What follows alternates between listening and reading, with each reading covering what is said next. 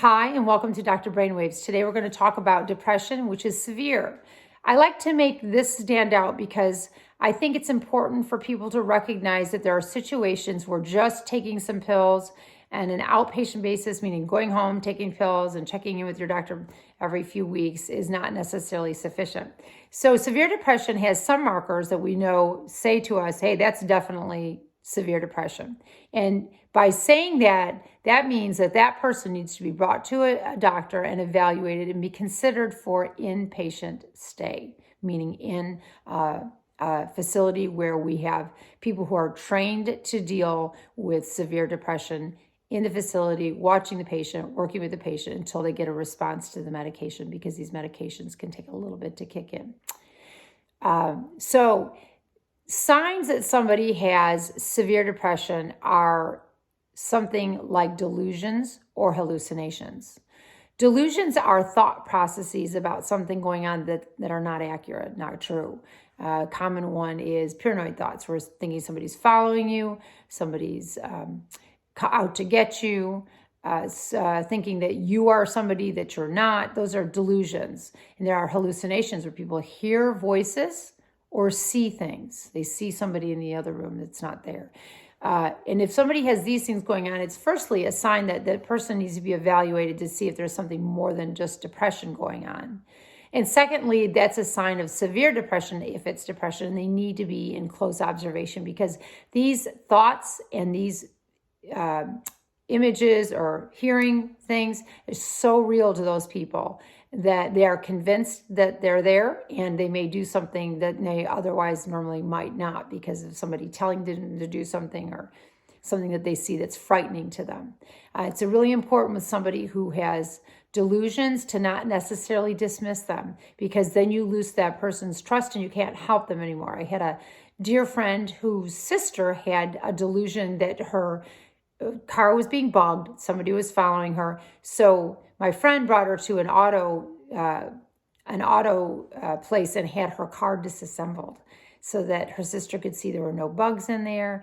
Nobody was trying to break into her car. Nobody was placing things in there, no cameras in there. And immediately her sister stopped talking with her, stopped opening up, was not receptive to working with my friend, because now she had a distrust. She felt like her sister didn't believe her, and she was distrusting, because delusions are very, very convincing and strong. Those people need to be brought in to see a doctor and have that conversation with somebody who can evaluate what's going on with them. Severe depression, I think a lot of people would know if you have suicidal or homicidal ideation, which is simply thoughts about hurting yourself or thoughts about hurting somebody else, particularly if that person verbalizes a game plan, if they have an idea about how they would do it. That's very concerning. We need to get them in to be seen by a provider and considered for inpatient treatment. Also, catatonic patients. So if somebody started to just shut down, they are not responsive to their environment, they are not very responsive to you, they're having a hard time just getting up out of bed, functioning, they're catatonic, they're shutting out. Those are people that have severe depression. They need to be brought in to get evaluated. Severe agitation, which is another opposite end of the spectrum, is somebody who's severely agitated, talking sometimes nonsensibly, pressured speech, somebody who is having a hard time just calming down, just sitting still. They're walking incessantly, talking loudly. Severe agitation is another sign that somebody probably needs to be evaluated by a professional. And then somebody who also has what we call psychomotor retardation of daily living, meaning they're slow, they're having a really hard time thinking, processing mentally, moving. They're not taking care of themselves. They're not grooming themselves. They're not showering. They're not doing things that they have to do to get through the daily life. Those are people with severe psychomotor changes, and they need to be evaluated as well.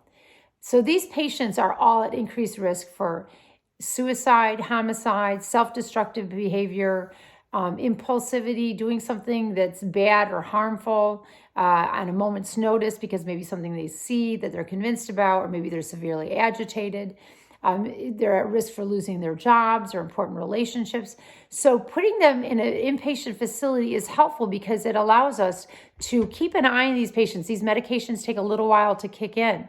It helps us to have that patient surrounded by professionals who know what to say and what to do to calm down and or reassure those patients in a way that other people can't. I mean, those are trained professionals. So there's definitely a setting where it's safer for people with severe depression.